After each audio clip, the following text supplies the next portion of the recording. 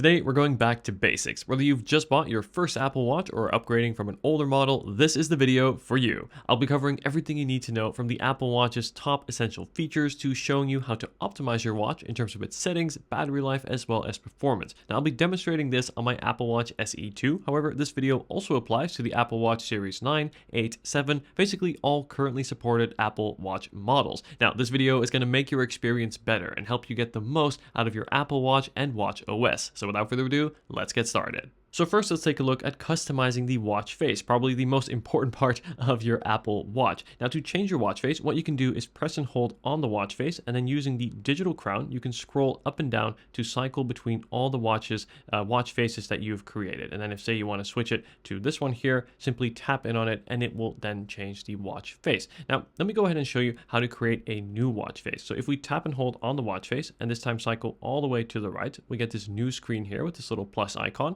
We'll go ahead and tap into that, and then from here we can cycle through the wide range of watch faces available. There's a lot to choose from. Definitely really great because it allows you to sort of customize to exactly the features you want. You can even change the color to match your outfit, your style, your bands. So you can really go a long way to customizing your watch face to really make it your own. But let's go ahead and choose the GMT. I really like this one. So we'll go ahead and tap on add, and then here we can go ahead and customize each layer of the watch face. So starting with the color, and again, we're using the digital crown here to cycle through, and you can see there's a bunch of options to choose from. I actually quite like this first one here, the red and the blue. I think that looks great. And then what we'll do is swipe to the right to go to the next layer. And now we're looking at the complications. So the complications are basically little widgets that run in the corners and sometimes in the center of your watch face. And this is a great way to get a lot of information at a glance. For example, your weather.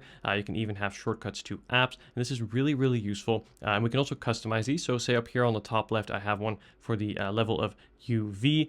We can go ahead and cycle through and change it to any parameter we like. So it doesn't have to be weather related. We can change it to, let's say, a shortcut. So let's say I wanted to open up the workout app. And as you can see, we now have a shortcut for the workout app right on the watch face.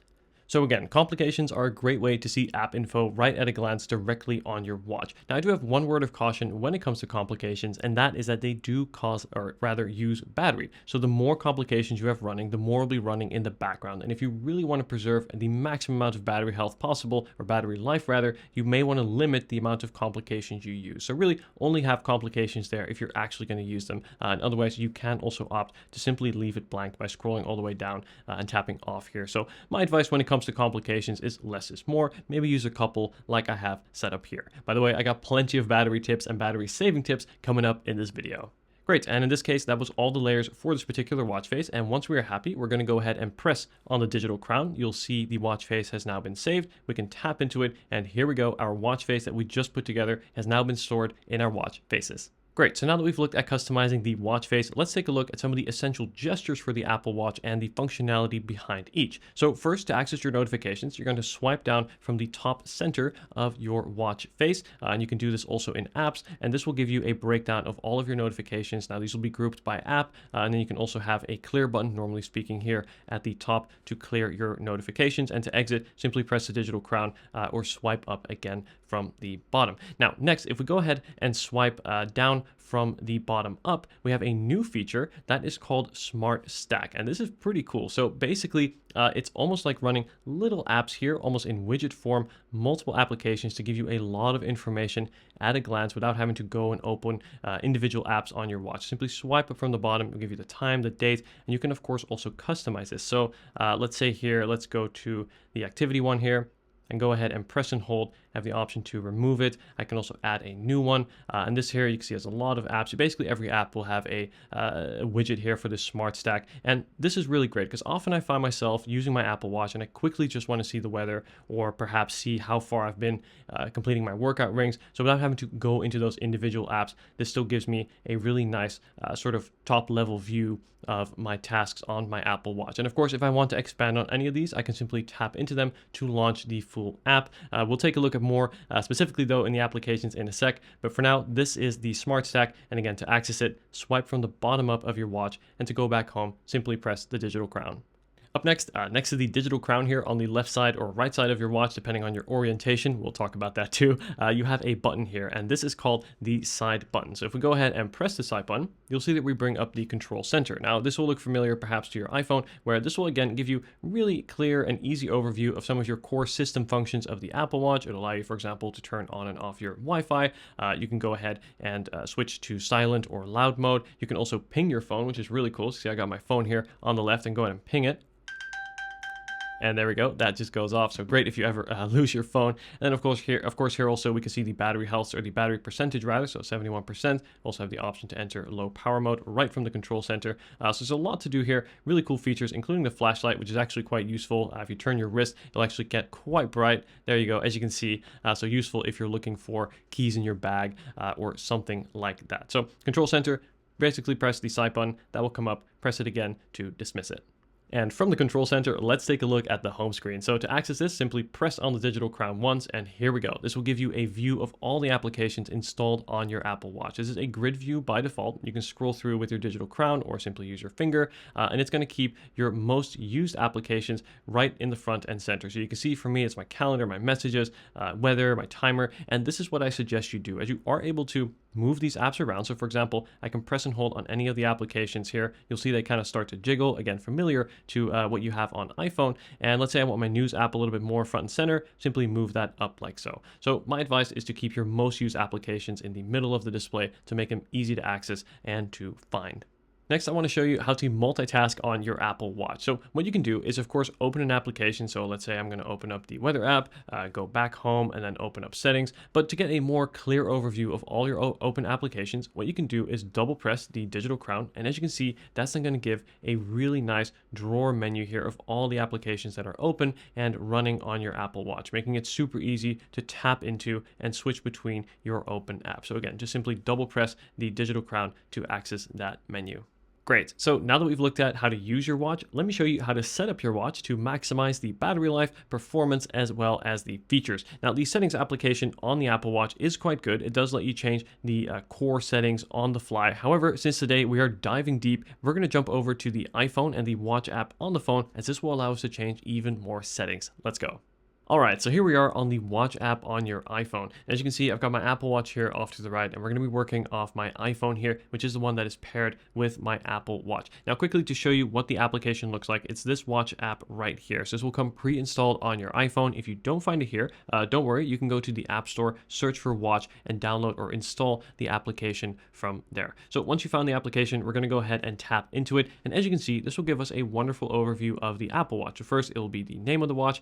You also have the option here to quickly cycle between all of your watch faces. You can see again, there's the one that we created earlier. You can also create a new watch face from your iPhone. This is another way of doing so. Perhaps a larger screen may be a bit more comfortable, but I love that all this functionality is also still provided right on the watch. Now, if we go ahead and go over here to the top here to the main page of the My Watch page, this is where the crucial settings are that we're going to be changing today. So first of all, let's go ahead and take a look at notifications, top of the list here, probably my favorite feature of the Apple Watch. I love getting notifications on my wrist, but most importantly, I only allow important notifications to come through to my watch. And there's really two reasons for this. First is, of course, your mental health. It's not nice to be disturbed over 100 times per day from various notifications. Instead, I only want important notifications to actually make it to my wrist and temporarily take me out of the task I'm doing. So this is where it's really great to audit what notifications you allow to come through. So if we go ahead and scroll down here, you'll see we have a list of all the applications on your phone that are going to be wanting to send you notifications to your watch. As you can see, all of them will be on by default, but I've turned off the vast majority of them, in fact, over half. So I really encourage you to go through the list of applications that are going to want to send you notifications, to limit them and not have your watch go off unnecessarily. So the first reason this is important is, again, for your mental health, but the second has to do with battery life. As the more notifications you have coming in on your watch, the more often that vibration motor is going to activate the sound and also the display. So it's going to take up battery, and these little things do add up over time, especially if you're talking about dozens of extra notifications. So again, turning off those unnecessary notifications is a very important thing to do, and something I highly recommend when you're setting up your watch. Great, so now we're going to go back and we're going to tap into general, and here we have a few really essential settings, and let's take a look at software update. And the first thing that I really encourage you to do is to make sure that automatic updates is turned on. This will give you the latest features for the Apple Watch, but more importantly, it will also give you the latest security patches if there are any. So just for your own security and safety, it is always important to have these on. And the Apple Watch does a great job at also scheduling updates. It will usually ask you beforehand, before it does an update, and try to do them, say, overnight while your watch is charging, and it will never do an update while you're wearing it or while you're using your watch. And then if we go back, we're going to scroll down to where we find background app refresh. Now, this is similar to notifications, where again, I encourage you to audit and go through all the applications that are going to ask to run in the background. And by default, all these will be on. And you can see that I've probably turned off half of these applications or so. And similarly to notifications, the more apps you have running in the background, the more battery this will take. So disallowing applications either that you don't really use often or that you don't think should run in the background is a great way to save some battery. Now, at the top here, you do have the option to turn it off for all applications. This is something I don't recommend, as some applications I think do need to run in the background to really function properly. I think namely you have activity. Maps is another particularly important one if you're following directions. Things like, for me personally, I like to have my messages always up to date. Same thing with mail. But if you are really trying to save battery, the more of this you turn off, the better. But at the very least, please turn off, or I really encourage you to turn off the applications that you don't even use. Okay, very good so far. Let's go ahead and scroll back here one page, and then we're going to take a look at the watch orientation. Now, I actually wear my watch on my right wrist as I am left-handed, and I've had people in the comments say I'm wearing it on the wrong wrist. No, I'm actually wearing it on the right wrist, which for me is the right wrist. So one thing you can also do though is if you do decide to wear your watch on your right wrist, is to change the orientation of the watch, as by default it'll be set up like this, and this works just fine. However, it gets difficult when you have to access the digital crown, as you're going to have to cover the display to access it, and it can sometimes lead to accidental touches. So it's much better to orientate the watch to turn it around so the digital crown now sits in the lower left, not disrupting your display. And this is where you change that in the settings. So go ahead and tap on watch orientation, choose which wrist you wear your watch. In my case, that's the right one. That should be correct. And then we have the digital crown either on the left or right side to change the orientation of your watch. And then if we scroll down on that same page, we have a few options that I highly recommend you enable. And the first is called bedside mode. And what this is going to do is when you place your Apple Watch on charge, it's essentially going to give you an overview of just the time. And this is really great if, say, you have your watch by your nightstand, you want to quickly check the time, say late at night, but don't want to be disrupted by your notifications. Simply tap the display and a very dim showing of the time. It's also in green. It's very pleasant to look at. It doesn't wake you up or perhaps others in the room. So really great to have that feature on, and this will only activate when your watch is charging. Then we also have the ability to turn on screenshots, which I think is great on the Apple Watch. So to take a screenshot, what you want to do is press the side button and the digital crown at the same time. And as you can see, the screen will just flash, and that means we will have taken a screenshot. Now, screenshots are actually stored on your iPhone and can also be viewed from the watch. So as you can see, here in my photos is a screenshot that we just took, which I can then share from there or save on my phone. I think this is a great way to track, say, new workout goals or achievements. I like to take screenshots of these. Always great to beat your own records. And then another worthy thing to show here is the storage, as if your watch, say, is running low on storage, this will give you a detailed overview of what is taking up storage on your watch. However, I think these days the Apple Watch comes with plenty of storage, 32 gigabytes in this case of the SE. For me, this is more than enough. You see, I just have a bit of music and a couple of applications, but very few third-party apps. I really like Apple's built-in functions for the watch, and I think this goes a long way. But again, music and photos also, I would say those are two things that can add up. And if you are running low on storage, this is where you'll find an overview of how to clear some up. Okay, so this next part is really important. So if we're back on the main page here, now we're going to tap on display and brightness. Now I've changed a few settings specifically for this video to make my display more visible on camera, but for your watch, I recommend you set the brightness to the midpoint. The Apple Watch does an excellent job at adjusting the brightness. So if you are, say, in a dark room, say late at night, or say in a theater, your watch will be very dim, where if you are out in the sun, it will automatically bring the brightness all the way up to make sure you can always see your watch face. And having that middle point as the average is both most efficient for your battery, but also means you still have a display that's highly visible. So I suggest putting it in the middle. Again, for the video, I'm going to turn it up. Now beneath that, we have the option to adjust the text size of your Apple Watch. Now, by default, it's going to be set here, which is just one click to the left, and I think this is actually a really good balance. However, if you want smaller text, this will allow you to see more lines on screen at a time, and that means you shift it further to the left. But if you want, say, larger text, or if you need stronger glasses, perhaps I do, I'm not sure, then you can, of course, change the text and make it larger. But that, of course, will mean you see less text on your display at a time, and will mean you have to scroll the digital crown more to see your text. So for me, the sweet spot here is just one click to the left of the center. Beneath that, we have the option to turn on or off whether we want the display to wake up when turning your wrist. Let me just quickly show you what that means. You can see I've got my watch down here. You can see the display is off, but then when I turn it, it automatically turns on. So all I have to do is simply turn my wrist to quickly see the time. And I think on the Apple Watch SE in particular, I find this to be a really crucial setting since you don't have that always on display. However, this does take a little bit of battery. So if you really want to save as much battery as you can, you do have the option to turn that off. Additionally, we also have the option to enable or disable waking up the display with the digital crown. You can see as I scroll it, we get a very dim version of the display here to say subtly check the time. If you're in a theater or somewhere where you want to keep the brightness low, you do have the option to turn that on or off. Now, personally, I like to have both these off. For me, I think these are important features, again, particularly on the SE because it doesn't have that always on display. So I suggest you keep these on personally. Now, beneath that, we have the wake duration. Now, this is basically going to determine how long you want your watch to stay awake for before the screen again turns black. Now, I don't know about you, but it doesn't take me more than 15 seconds to check the time. So generally speaking, 15 seconds is plenty. But if you are filming a Apple Watch tutorial video like I am right now, 70 seconds may be good.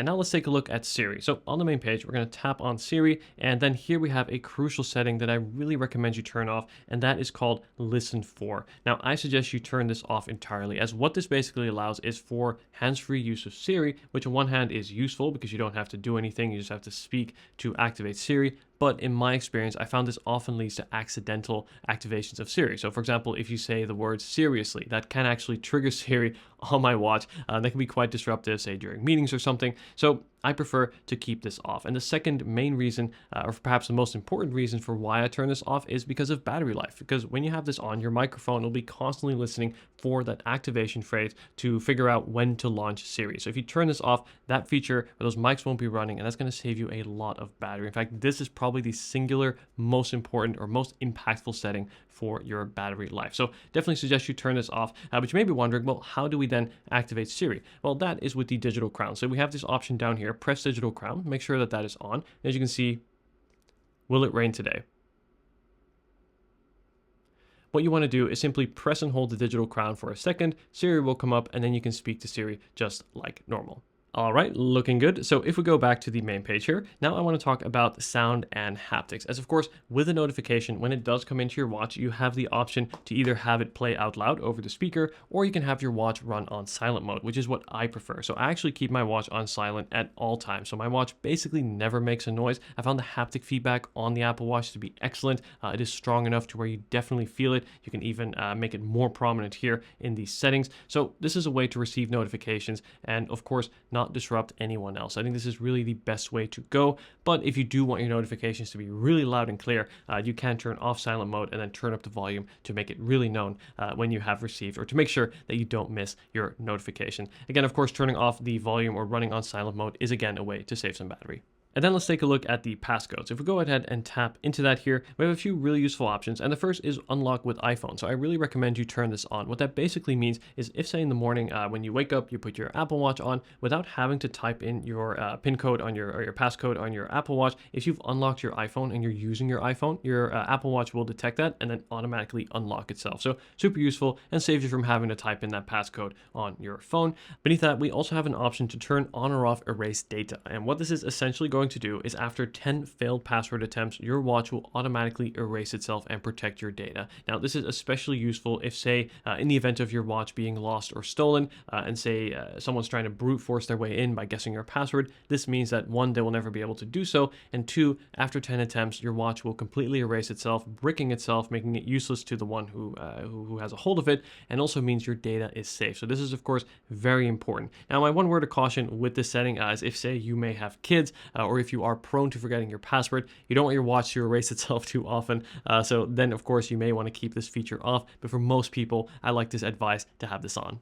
This next part is really important. So if we go ahead and scroll to where we find emergency SOS, my suggestion is to turn off all of these features. Now, some of the best features of the Apple Watch are ones that you hope to never need, and that is, for example, crash detection as well as fall detection. In other words, if say you are ever in a severe car crash and your Apple Watch will detect that, and if you don't respond, it will then automatically alert your emergency contacts and then also call for help. So this is something that I definitely recommend you turn on, and the same goes for fall detection. If you have a hard fall and you don't respond to your watch, it will automatically call for help. So again, hope to never need these features, but they are worth having and I think are powerful features and also reassuring to know that are running in the background. So turn both these on, and then beneath that here, I'm not going to show that, you do have the option to add or remove your emergency contacts, so make sure that that is up to date as well. Now up next, I want to show you the activity ring. So in the activity app here, we'll take a look at that application later, by the way, but just quickly in the settings side of it, the activity app is a great way to motivate yourself and to move and to track movement throughout the day. However, in my opinion, it sends way too many notifications out of the box. So for example, some of the ones I like are the stand reminders. I think that's useful if you're working at a desk. It's going to remind you every hour or so, or every 15 minutes to go for a brief walk. However, the daily coaching, the completion, special challenge, etc., sometimes feels a little bit much. Again, I'm very much of the thought of making sure that when my watch goes off, it is something important. Daily coaching or goal completions is fun, but I don't need that to disrupt me throughout the day. I rather just look at the charts myself with the occasional stand reminder. And then if we go back, we have the noise notification. So if we scroll down here, there we go. In the noise application, we have the option to turn this on or off. So having this on, what that basically means is your Apple Watch is going to listen to ambient noise. And if those noise levels get above a certain point, it's actually going to warn you to either back away or use headphones or something like that. So if say you are in a club somewhere, or in a really noisy train, or in a plane, or somewhere where it's very noisy, it's going to then warn you to protect your hearing, as extended exposure to loud enough noise can of course cause hearing damage. So I like to have this on. I consider this a useful health feature, but if you are trying to save as much battery as you can, you do have the option to turn that off. So now that all of our Apple Watch settings are fully set up, let's take a look at some of the key Apple Watch apps and features. So first, I want to show you the Messages apps. This is one of the most commonly used apps that I use on my watch. So we'll tap on the digital crown here, tap into the Messages app, and let me open up a conversation thread here. And what I want to show you is the different options you have to responding to a message right on your Apple Watch. So you can see here, I have the text field, and quickly beneath that, we have the option immediately for some suggestions. So simply tapping on these ones will then send those quick one-word responses.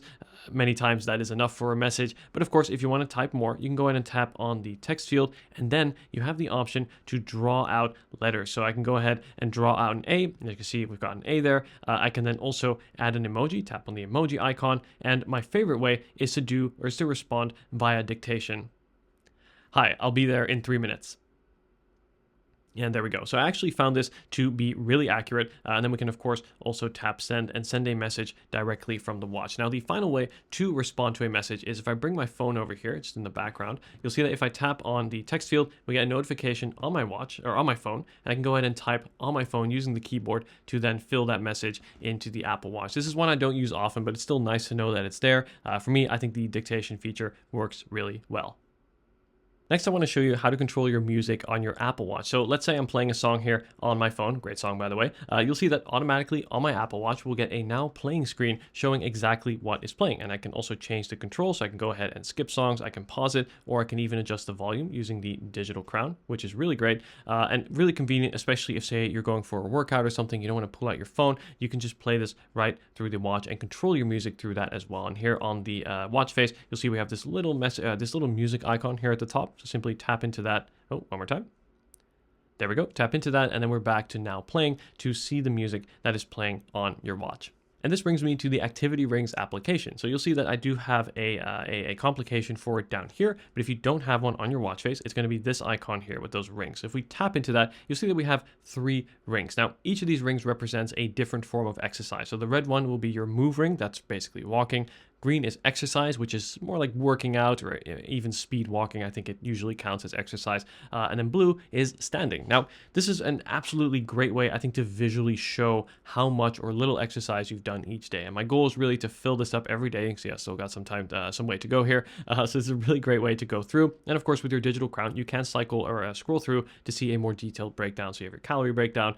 It's also in it does it on a time frame. So you'll see that which hours of the day I've been more active. You can also also, of course, swipe with your finger, how many of the hours I have stood, at least for a couple of minutes, and great to have that filled every day as well. So really gives you a very detailed overview. And here, of course, at the bottom, it will give you your basic steps and your distance as well. So I find the activity rings to probably be one of my favorite features of the Apple Watch. I just find it so motivating. And again, in the complication, you'll see it shows the progress as well. And then you can even set that up on your phone to show as a widget on your lock screen too.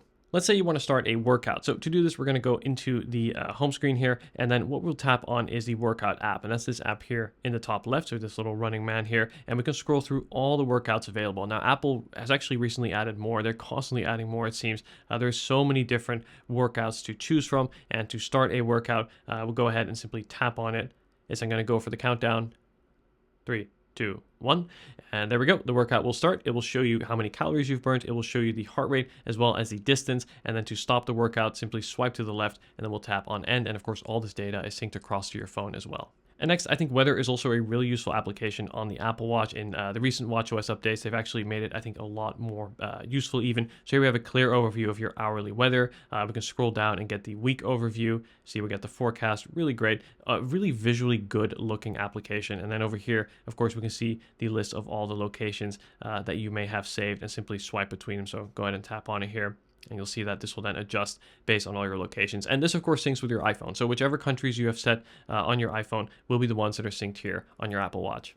Another application with a particularly neat feature that I want to show you is the calculator app. So if we go home here to the home screen and tap on the calculator app right here, we have a really useful calculator right in your Apple Watch. And one of the things I really like is, of course, you can do your basic calculations, but one of the cool features is you also have a tip calculator button. So you can see if I type in a number here, tap on tip, and that will then allow you to adjust the percentage of that tip. So say 20% or 10% or whatever you want to tip, and it will then give you the total as well. Or if you're with a group, say a group of friends or something, you can also add the number of people, and then it will show you how much each person has to pay. So really useful, quick way to do some math right on your wrist. And then for this next one, I need to put my watch on as we're going into the health application here, or the heart health app. So if we go ahead and tap on it here, you'll see that it's going to start measuring my heart rate. This will take a couple seconds. Of course, if you're already wearing your watch, it will show this right away. And it gives a really nice visual overview of your current heart rate here. So let's just give it a second here to populate. There we go. So it will then show you your current heart rate. We can also swipe through and see the different ranges throughout the day. So you can see the highs, the lows, as well as what time.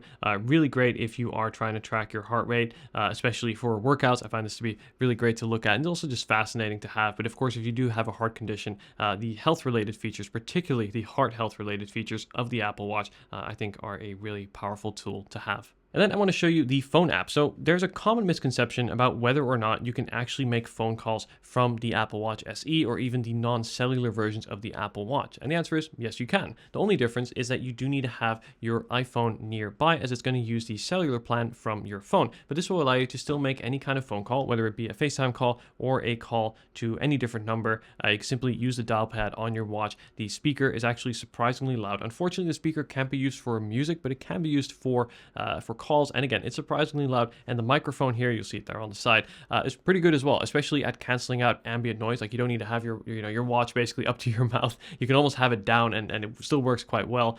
So really useful. And again, you don't need the cellular version to make calls on your watch. And the same goes with messages. This is entirely possible on the Wi-Fi only or GPS version of the Apple Watch. The only difference is you just need to have your phone nearby. And then lastly, I want to show you how to shut down your watch. So to do this, we're going to press and hold on the side button. And as you can see, this menu will appear. We have the option to show your medical ID as well as make an emergency call, or tap here on the top right to swipe to the left or to the right to shut down your watch. All right, guys, so this was a very long video. Congratulations if you've made it to the end, and also thank you so much for watching. All this, I think, really should give you a good idea of how to set up, optimize, and also use your new Apple Watch. Now, for me, the Apple Watch has become an accessory that I really can't imagine a day without. It's the finer things like Apple Pay, Maps, receiving notifications, Siri. All this really makes the Apple Watch an essential product for me, and one that I really enjoy using every day. So let me know if you have any questions at all in the comments. As always, I will leave the purchase links down in the description. For more Apple Watch content, I will leave a video on screen right now that I think you'll want to watch. And thank you so much for watching this video, and be sure to subscribe to see more videos like this, and I'll see you in the next video. Take care.